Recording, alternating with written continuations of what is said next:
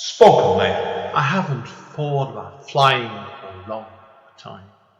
I haven't dreamed of that moment when I was alone above the clouds for a long time. I haven't dreamed of waking up in a room surrounded in blue and green grass for more years than I could dream of remembering. I haven't walked back into the past or scratched on the doors of my origins, where it all came from, since I held up that cape for the last time. Return to Kent Town 10th Year Anniversary Edition is a revised version of Andy N's first poetry book. The book can be purchased from Amazon and it contains numerous additional material. Spoken Label. Hi, it's Andy N from Spoken Label. Thank you today for streaming or downloading another episode of Spoken Label. Spoken Label was originally set up on beginning of 2016 and as of speaking has currently nearly 300 sessions. The full archive is available on Spoken Label bandcamp.com. Although it is available for free for stream and download if you wish, I am always grateful for any sort of kind of donation to enable me to keep the running costs of this podcast going. And enjoy. Take care. Bye bye. Spoken Label. Hi guys, Andy N, Spoken Label. I'm back in the house and I'm in Manchester Central Library again today for the third time in about 2.5 weeks. Now, I've got a guest with me, of course, a lovely lady who I met actually here. When was it, Leonie? About a month and a half ago? 3 weeks ago. Yeah, it was fairly recently, wasn't it? So, recent. yeah, I've got a young lady called Leonie Rowland with me at the moment, and I met you over at Word Central, which is about 10 yards away from where we're chatting, actually. Yeah, I can see it just over there. Yeah, and you came down that night, and I didn't know who you were down until you went on stage and read out this absolutely brilliant flash fiction piece. And it's always a good thing, I didn't know it's Leonie, and when I'm doing booking in podcasts, Amanda's always sat next to me, and she's saying to me, if I don't know a person, get her on. And Amanda said it after the story, your short story, yeah, get her on straight away. That's why. So now, obviously, Leonie, now, for people that don't know you, do you want to tell us a little bit about yourself, first of all? Then? You've lived quite a varied background, haven't you, really, with travelling to various places? Yes, so I'm originally from the south of England, and then I've been living in Manchester for almost 4 years. I moved up here in 2018 to take an MA in Gothic literature. Oh, nice. Which is sort of like the majority of my background. I'm sure we'll talk about that later. Yeah, I know a few people have done that course in Gothic literature, actually. Really? Yeah. Oh, fantastic. Yeah, it's incredible. There's a Gothic Centre at Manchester Met Uni. Yes. And it's just wonderful. Everyone that works there is wonderful. I did a podcast just for lockdown with somebody who used to work there, actually. Yeah, but I forgot the name as well. Should kill me as well. I'll have to look for that. Yeah, I'll tell you her name off mic. I can't remember what it was off the top of my head now. So sorry. Yeah. But his perks as well. Label, I speak to so many people, I forget half the time. So like I said, but you moved obviously 4 years ago to do your degree. Yes. And I know obviously you're now doing your PhD, aren't you, in critical writing? Yes. And what was you did an undergraduate course, didn't you, in Norwich originally as well? Yeah, that's right. And then went into your PhD, joint honours in Manchester. So what courses did you do in Norwich and Manchester originally? So at UEA, I was originally on a creative writing course. Oh yeah. And then I realised that I wanted to pursue critical writing, so I switched on to just a straight English literature degree. Brilliant. And then I specialised, over the course of the degree, in Gothic literature. Right. Then that's how I ended up in Manchester, and then my PhD is on the Japanese Gothic and disaster capitalism in Japan. Excellent. Yeah. Sounds a nice cheerful topic. Yeah, That's straight away. So much to look forward to. Oh, I can believe. How long's your PhD going to last for them? 3 years. So 3 years. I know somebody they did it in 4, I think they did. I know some else did it in 3. So yeah, it's going to be a major challenge for you. Straight away. Come on to that in a bit, because I want to. Plenty of topic I want to talk about that. Now, obviously, you told me off mic before we start. You lived in Hong Kong at one point. And is that where part of your interest in Gothic came from originally then? Yeah, so living in Hong Kong definitely developed my interest in the Gothic and also my ideas about what the Gothic has the potential to be, because the mode in in its original form sort of stemmed out of British culture, and then as the world has globalised, the Gothic has globalised as well, and I work in Japan, and Japan had its own Gothic and still does have its own Gothic tradition that's separate to the British one, but they kind of, there's a lot of dialogue between them. Yeah, my brother's really good at that sort of stuff, interesting enough. He knows a lot. He's seen quite a few, told me about quite a few Japanese Gothic films and horror, so yeah, and I've seen a couple of them, some a bit better than others. Yeah, do you remember which ones you've seen? Oh, I'm hopeless at them sort of stuff, sorry. No, I'll have to talk about an email another day. We're talking about, 10 years ago, so if he was there with me, yeah, he would tell you that he would name about 6 to you, right? Yeah. So, no, I can't help you there, so. Yeah. But no, I said, where did all the interesting it's come from originally? Was it when you moved to Hong Kong, or was it there before, was it? In the Gothic? Yeah, in the Gothic. So it was before I moved to Hong Kong that I became interested in the Gothic. I've always had an interest in this area. So, for example, when I was very, very young, I went to see Phantom of the Opera at the theatre and just fell in love with it. With the atmosphere and the intensity of the stories, the way that interpersonal relationships are explored in this very extreme, passionate way. Yeah, it's a fantastic opera. Yeah. I've seen it done at the Library Centre, and I remember at the time the person I was with at the time had her in tears afterwards. Yeah, oh my goodness, I cry every time. It really gets me. And if we look at it, it's like, obviously, I myself, when I was at university, so we do the original classic British Gothics, like Frankenstein, like Mary Shelley. Exactly. Yeah, and I've seen that done in theatre a few times in various degrees of success. Yeah, my favourite Frankenstein adaptation is Rocky Horror. Of if you can call it an adaptation, well, I suppose. It's I can get to its loose adaptation there. Yes, but all the more wonderful for it. Yeah, completely. So, the other thing I said for you, that obviously came when you were younger then, didn't it? So, then what made you want to move to Hong Kong then? So I was lucky enough to visit Hong Kong when I was about 19. A very good friend of mine lives there, so she had me to stay, and I just fell in love with it, and I wanted to spend more time there, and sort of really experience it on a day-to-day basis. I'm very interested in place in general and what it means to exist in certain places. And so I started applying for jobs, and I was out in Hong Kong, and I was emailing these companies asking them to interview me, and I think they were so alarmed that this person was asking to be interviewed on holiday that they just gave me a job, which was wonderful. Oh, fantastic. Yeah. So obviously in Hong Kong, I know the language barrier is English, isn't it? But like I said, it was like, so that makes life easier. It'd been like somewhere else, like a Mandalorian or something, Yeah, absolutely. So they speak Cantonese in Hong Kong. That's Cantonese, I see, yeah. But it's quite an international, especially Hong Kong Island.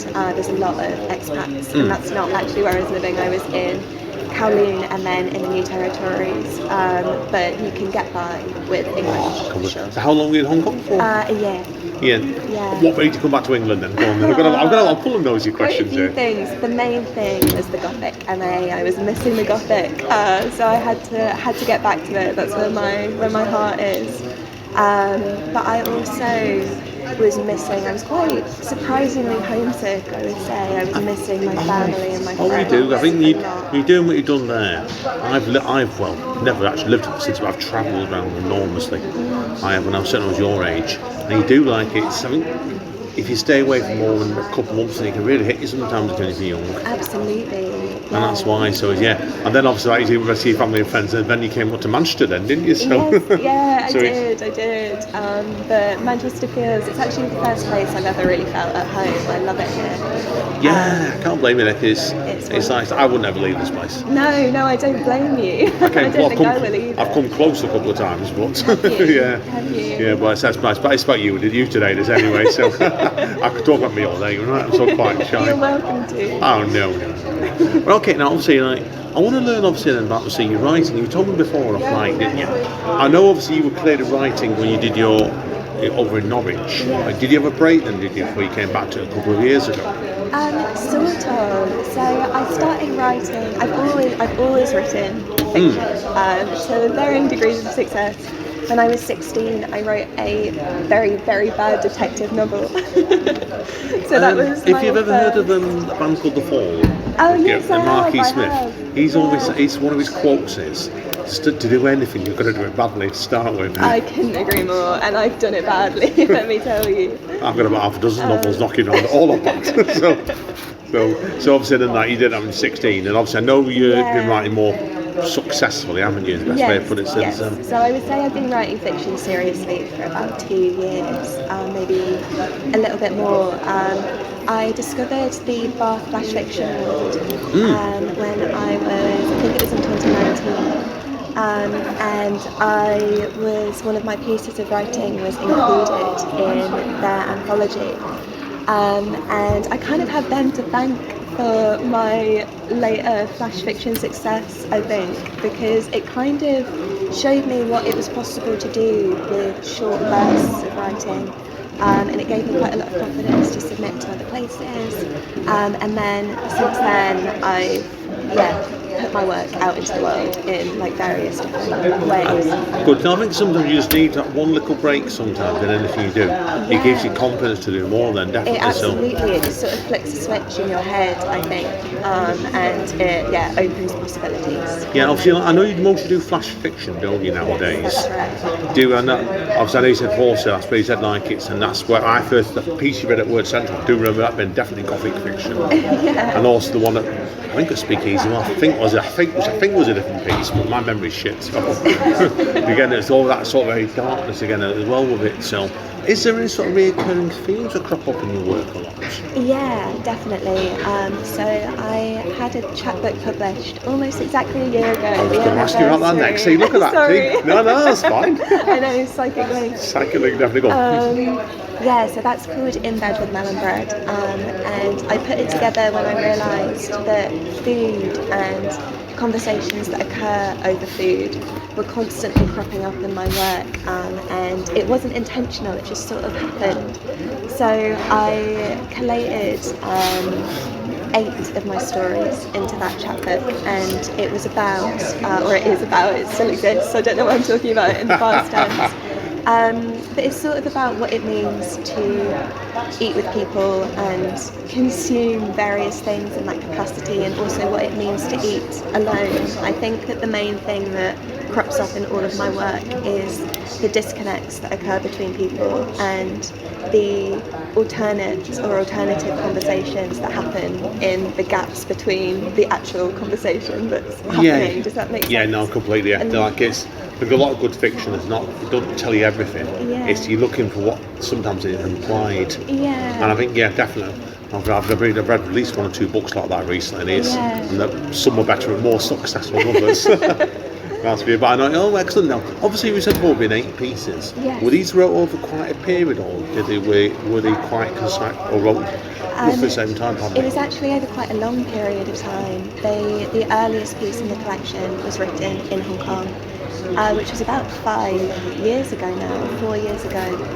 And then the latest piece was written just a couple of months before it was published. So that was at the end of 2020, I think. Yeah, that's right. Oh, but yeah, some ways if it's like you're doing that sort of piece like that, they're all spread out quite well. In some ways it probably works out better for you, doesn't it? Like, because you can look back at it, you're thinking, oh, I wrote that piece there, I wrote that piece. Then it's like 5 years of your life, isn't it? Really, 4 or 5 years of your life. Exactly. It's really interesting as a kind of time capsule, and I can see myself as a writer and also as a person inflected in all of the stories.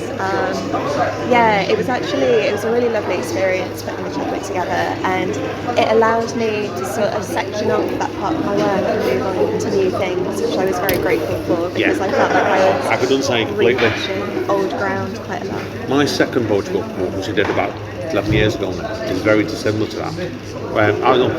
Actually, it started 11 years ago, but that took me 5 years to write for various reasons, and it's like yours, it's some books, I mean, when you do your next collection, and I know what I see with the person and the more to come, and I know that for a fact, but like it's some will take quicker than others, don't they? So Absolutely. I think especially if you're sitting down to write something with a goal in mind, it's quite a different experience to just collecting pieces up at the end of of period, course. if that makes sense. It does make sense completely. So that's what I mean. Like I've not read the book, and I'll be honest, I'm going to have to look at a copy of it up. But we'll come on to that in a minute, right? I'm interested certainly. So, but obviously, like I said before, with it, obviously with the 8 stories and that. Yes. Now, how did you put it into an order then? Was there a sort of order in mind for those stories when you're writing them, like synchronisation?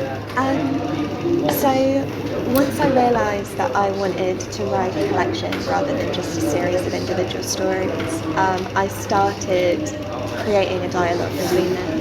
And then when I was collating the chapbook and editing it, the stories that appear in that form, some of them are quite different to the way that they appear individually, just because I wanted there to be a real sense of unity between them.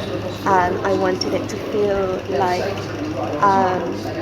not so much a continuous narrative, but something that was... I wanted the fact that they were placed next to each other to mean something, rather than just sort of jamming stuff together. Does that make sense? I think, it's the best way, because I think it's a mistake, and I've said, I'm not being disrespectful to some writers I know here, when you bring out your first collection, you've not necessarily put the thought into it, I haven't really gone into it. And perhaps I made that mistake in my first collection, but the second one I knew what I was doing. I think sometimes to actually get that first collection right, that's really, really tricky business, that is. So, and I said, you took 8 stories, I said, over what, a 5-year period.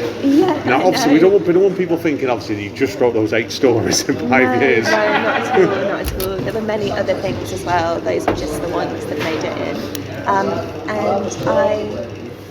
To me now, obviously it was a year ago that the chapbook was published, I feel like I've changed quite a lot as a writer since then, but it's been, as I say, it was lovely to have that marker of a specific period. I think so as well, because what you've done is, like you said, obviously with the education you've done, I'm always a believer in education like that with your writing. It's not the case that you're getting taught it. You're getting the experience of learning, getting taught how to think in more different ways, aren't you? So, and that's why at the moment I find it interesting what you're doing, like critical writing on your PhD.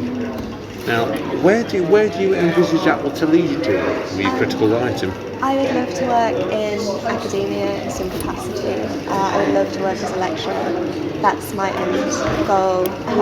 If end goal is the right word, that's where I'm heading. Definitely you're intelligent. I'll get the words back to front now. Intelligent enough young ladies to get that way, definitely. You've got to have a drive to get into that sort of thing that you're doing. So, no, excellent. And do you think you'll ever do a second book then?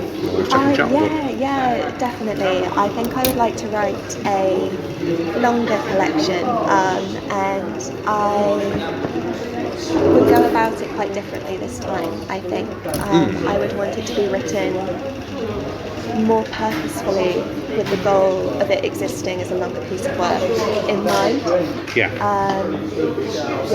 So that's my thinking.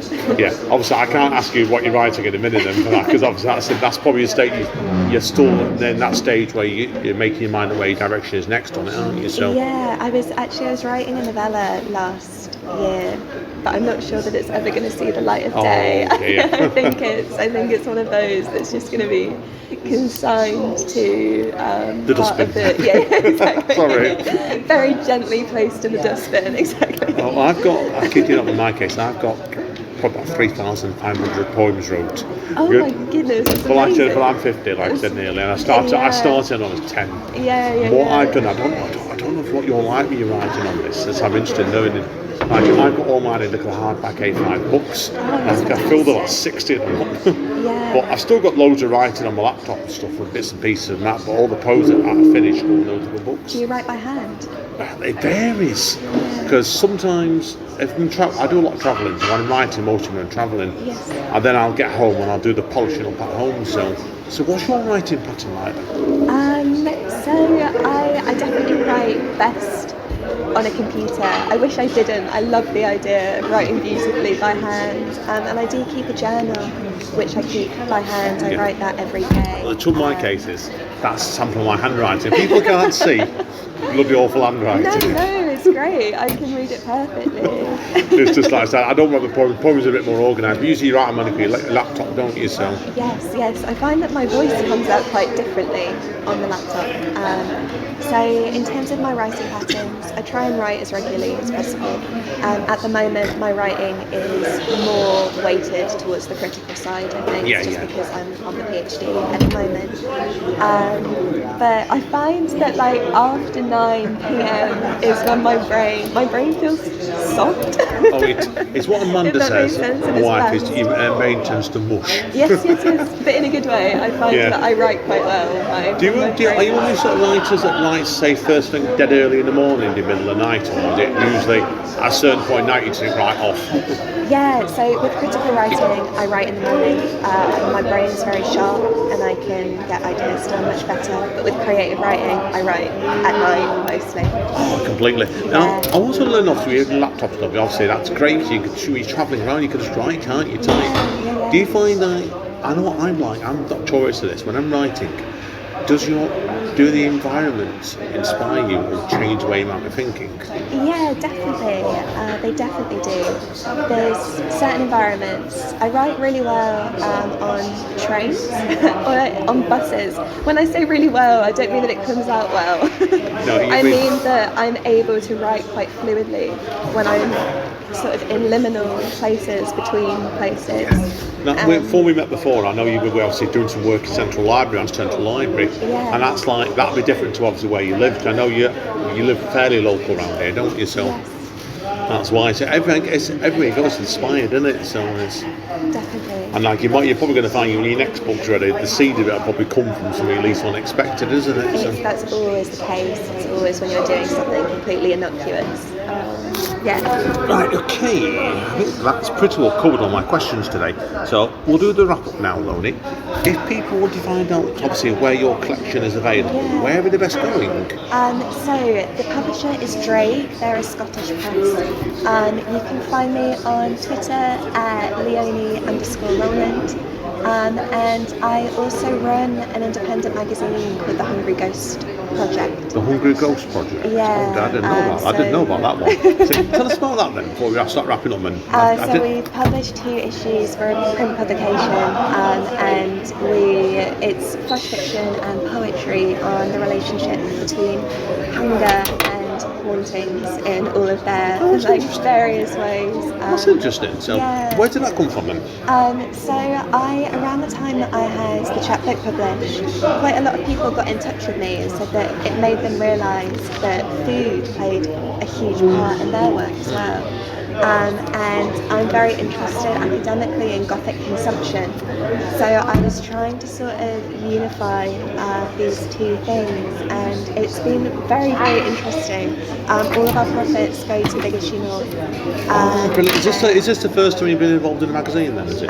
So I've worked at magazines before, but this is the first time that I've been in charge of one. It's a fantastic anything. It's a fantastic experience. I've done it myself in the past. How did you find it? A long time ago, my little fanzines. But I've been more recently guiding Amanda, because Amanda ran the magazine for 2.5 years. She did. Called Printed Words, and hers were like full proper magazines, which is what I am.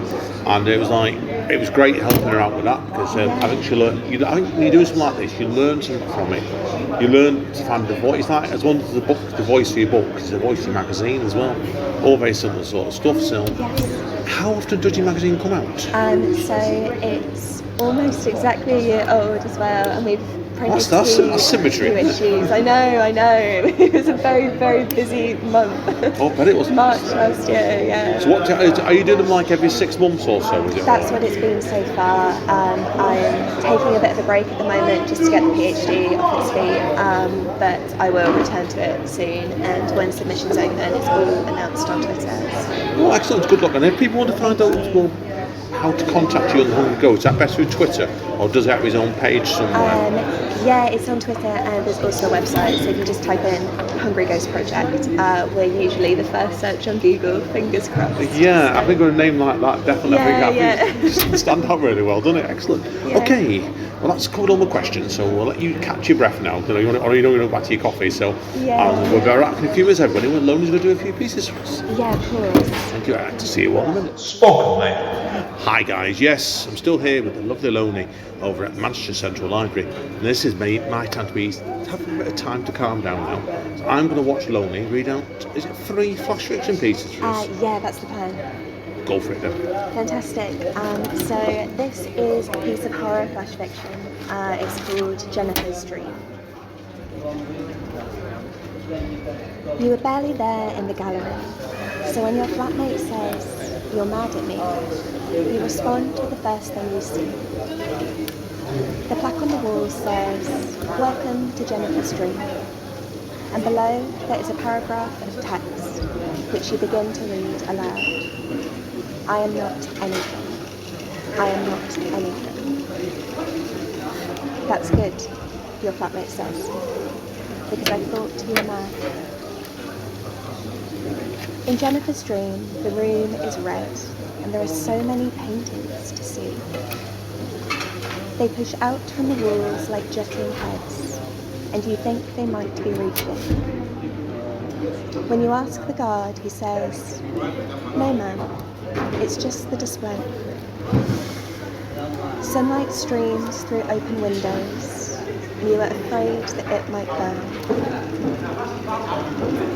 The second plaque says, "Jennifer speaks in tongues," and in the painting, a woman sits on a high-backed chair with 12 tongues falling from her mouth. No one is there to hear her, you say, assuming there is sound in the paint world that does not make sense to your ears. You picture it like the trickle of water. Listen as the pitch becomes increasingly urgent, and even though the only danger is overflow, your heart is pounding. You relate to Jennifer and her tongues, which are in motion but not as they should be. They aren't tasting. Soon, they will be flailing on the ground. Are you mad at me? Your flatmate says. And for a moment you hear Jennifer speaking. Hear her say, "What is there to be mad about when food is lovely and you are already dying?" You're mad, he says. You're mad. Did you fill up the kettle? You murmur, watching as Jennifer nods and wanders out of frame. When you glance at the next plaque, the painting is called 12 Tongues, but there are only 11. This is what they say. 1. There are too many days to go on like this. 2. On the left arm there is blood. 3. There are nights that taste of vinegar, and in them you shall rise. 4. On the right arm there is remorse. 5. Make sure the kettle is full, but be careful not to touch it. 6. Make sure the kettle is empty, but be careful not to touch it. 7. Bring the pot to boil, but be careful not to touch it. 8. Empty your kitchen of vital signs. 9. When water is boiling, it burns. 10. Empty your kitchen of vital signs. 11. When water is boiling, it burns. Your flatmate takes your right arm and pulls you away, places you in front of another painting.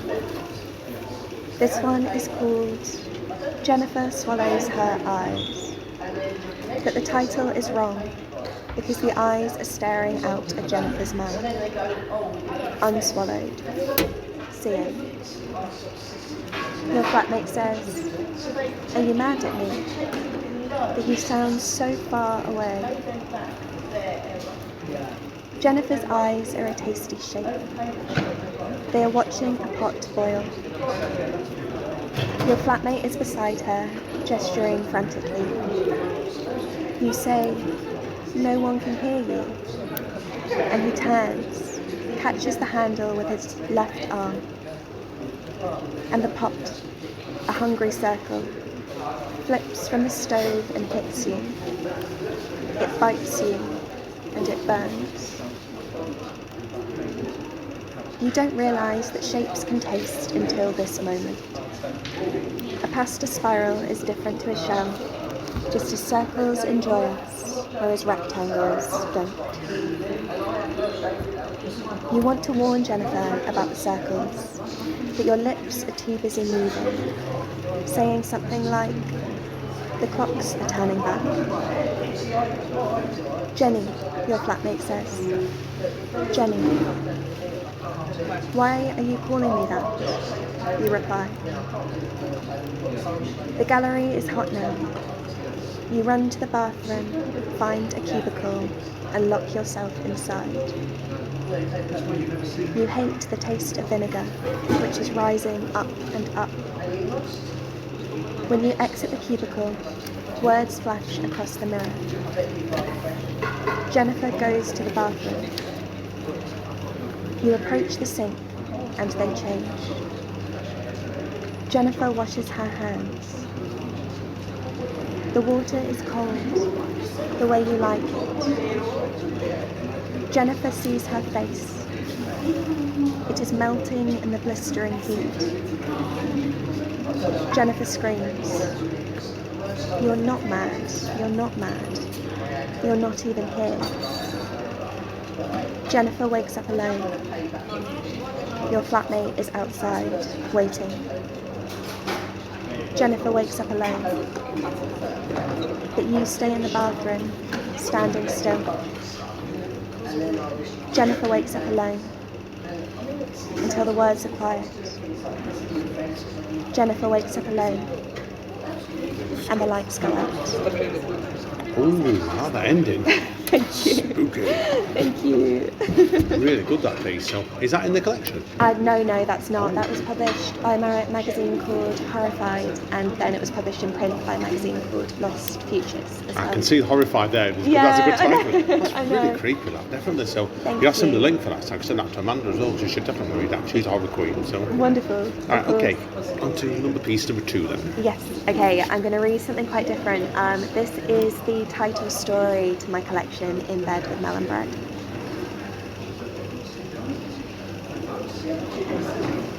When we were standing in the convenience store looking intently at bread, you asked me what I was thinking, and I said, "Melon Bread has a better bedside manner than any man I've been with."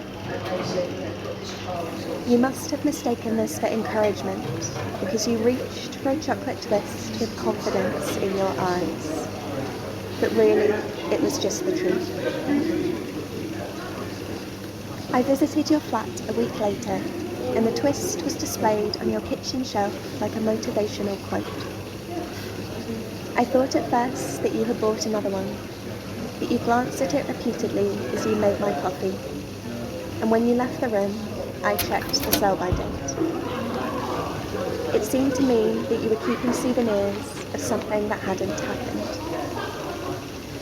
I could feel it watching us with little chocolate eyes. You started sending me slices of toast after that. They arrived in paper packages. The first time I opened one, crumbs spilt all over the floor. "Attentive," I said to myself, as I fetched the Hoover and took a bite. You almost had me then. I liked the time you had taken to toast the bread. I'm nervous that toasters will become obsolete when life gets too busy, and it was soothing to know that you still used one. The caveat was this. That night, after deciding we should be together, I climbed into bed with my daily melon bread, and I was struck by the quiet. I lit a candle and took a bite. Then, I imagined you asking for a taste. "You should have bought your own," I said, as if you were there. I was glad. as the melon-flavoured cream sweetened the taste that had settled in my mouth. But you were not. Excellent. It's very different, that piece, isn't it? So I know, quite a tonal shift. yeah, but do you feel like, obviously, like your work, obviously, I'm always a believer every piece is different anyway by circumstances, isn't it? And that felt like, was there a bit of a gap between those two pieces being wrote, was there?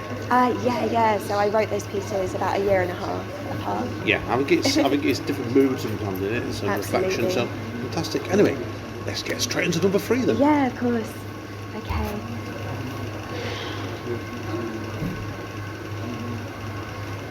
So this piece is called "My Mother is a Garden Where Other People Grow." When I was born, I grew out of her. Seeds from a flower, catching the wind. When my grandma died, she grew into her. Violets spilling into roses, purples replacing pinks. Watching from a distance, I learnt that death repurposes rather than uproots, that the ground does not mean silence, that everyone needs somewhere to go. At first, I plucked the violets. They grew on her arms, her chest, gleaming like bruises. I tied them together and made a garland, placing it on her head. There, I said, repurposed. After that, they spread to her mind. I blamed myself for planting them too close, for closing the circle like one of my grandma's fairy rings. My mother spun through the house like a tiny storm, twirling, turning. The garland was a halo, a glowing crown of thorns. Once, I found her naked, standing in front of a full-length mirror. She pressed her hand to her heart and said, "She's here." Purple spread from her fingers, mottled her skin.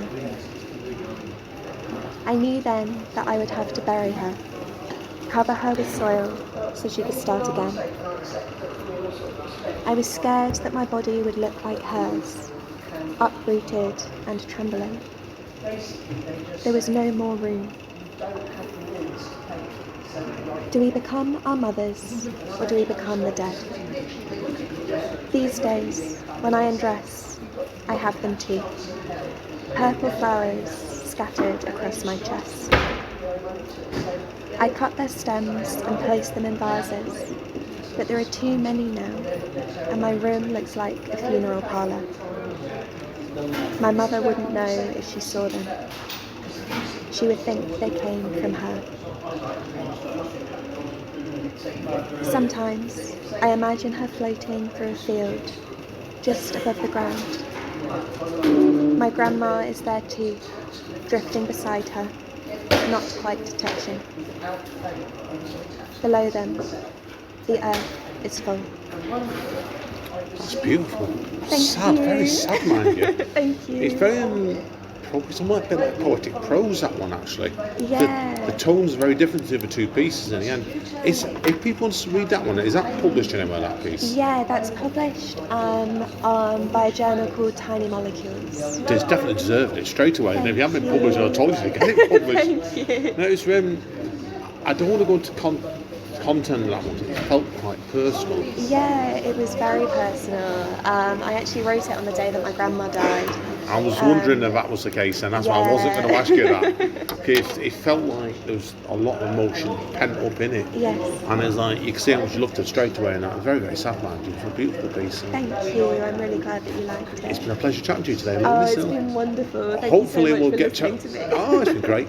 As far as I'm concerned, if you ever do this again in future, keep in touch. Absolutely. And I said, well, so no doubt we'll see you at Speakeasy, or maybe in here again even. So yeah, fantastic. It's been a pleasure today. Thank you for having me. A pleasure. Right, guys and girls, as Don Callis says at Impact Wrestling, stay safe and stay over. We'll see you all next time. Spoken Language.